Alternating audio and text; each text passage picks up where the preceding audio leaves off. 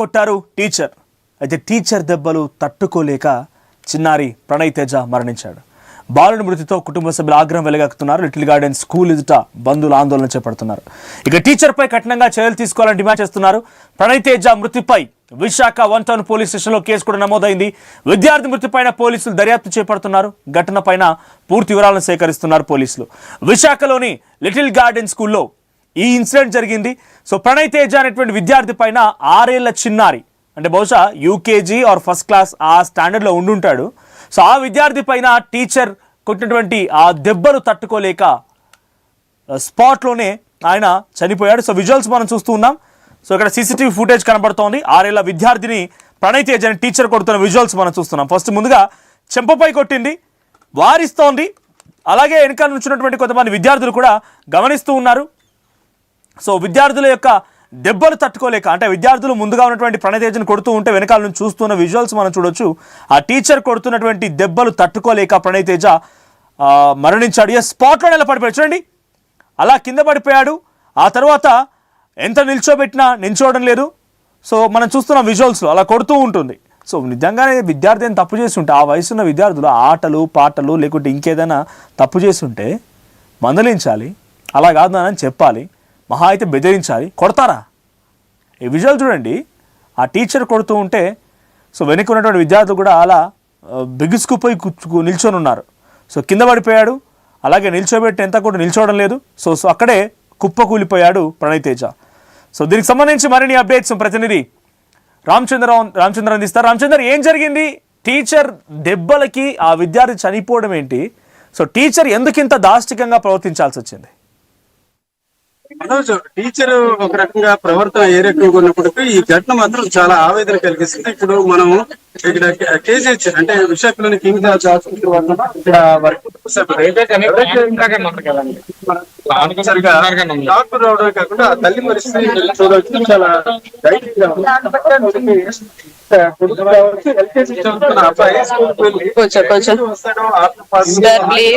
బాధపడుతుంది, వదిలేయండి. అందరూ చాలా దారుణంగా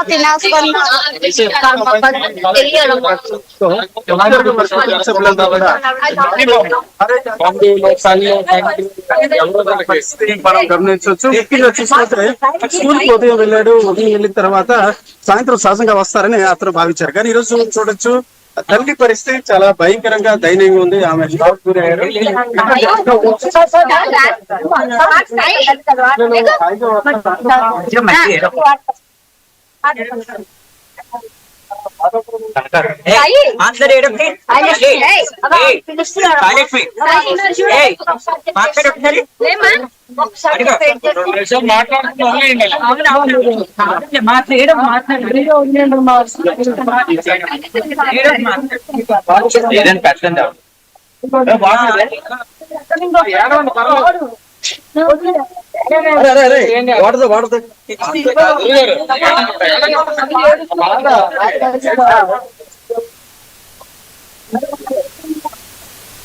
సరిగా ప్రణయ్ తేజని ఆమె ముందుగా మందలించిన తర్వాత కొట్టడం జరిగింది.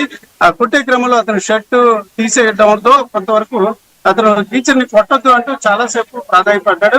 అలాగే అతను చేయి కూడా చూపించిన పరిస్థితి. అయితే టీచర్ మానసిక పరిస్థితి ఏ రకంగా ఉందో తెలియదు, కానీ ఒక్కసారిగా అతన్ని షర్ట్ ఇప్పించి అట్లాగే షర్ట్ ఇప్పుతానని చాలా సార్లు వార్న్ చేసింది. ఆ తర్వాత చూసుకుంటే ఒకసారిగా చెల్లమన్నట్టు కొట్టారు. ఆ దృశ్యాలు మీరు చూడొచ్చు. ఒకసారిగా చిన్నారే, అంటే ఎల్కేజీ స్టూడెంట్ 5 ఏళ్ళు, అంటే 4.5 నుంచి 5 సంవత్సరాల అబ్బాయి, అంటే ఒక రకంగా ముక్కు పచ్చలారని అబ్బాయి. ఆ అబ్బాయి ఒకసారిగా కుప్పకూలిపడం కూడా చాలా బాధ కలిగించే రీతిన జరిగింది.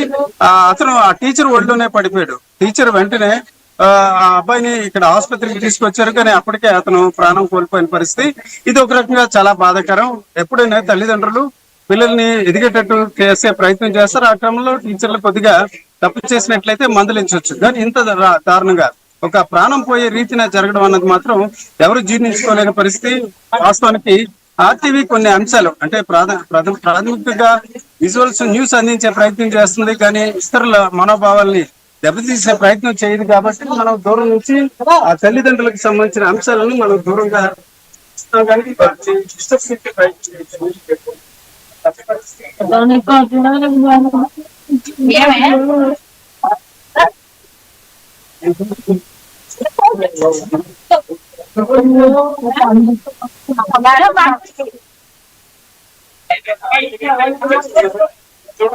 మంది ఆసుపత్రి ఏదైతే పోస్ట్ మార్టం ప్రక్రియ జరిగే ప్రాంతానికి చేరుకున్నారు. ఎక్స్ప్రెస్ లో యాజమాన్యంపై చర్య తీసుకోవాలి.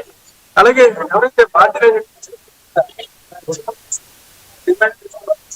ఆరోగ్య సమస్య ఉందా, లేకపోతే టీచర్ కొట్టగానే అలాగే కుప్పకూలిపోయాడా? విజువల్స్ లో కూడా కనబడుతోంది సీసీటీవీ ఫుటేజ్ లో.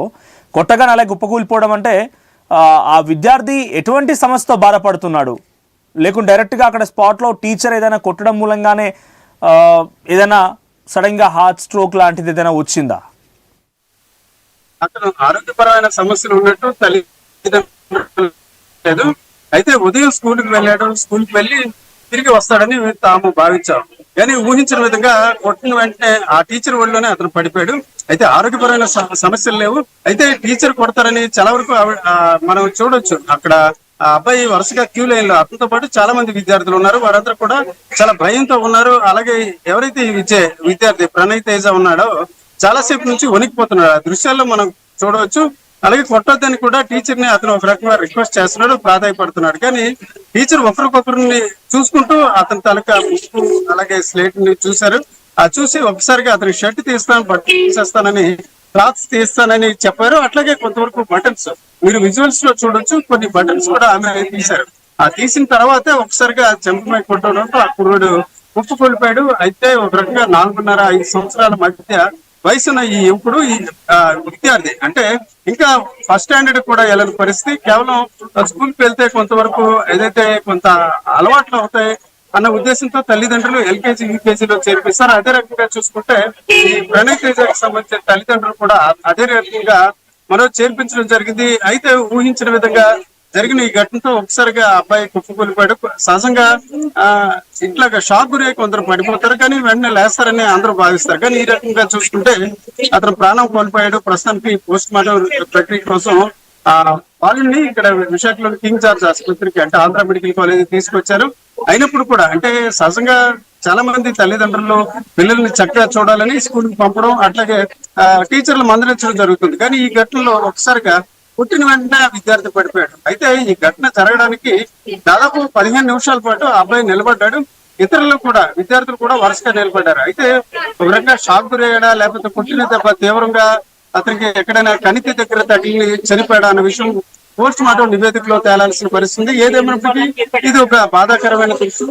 ఇట్లాగా చనిపోయాడా, ఆసుపత్రికి ఏదైనా తరలించారా? ఇప్పుడు స్కూల్ యాజమాన్యం ఏం చెప్తోంది?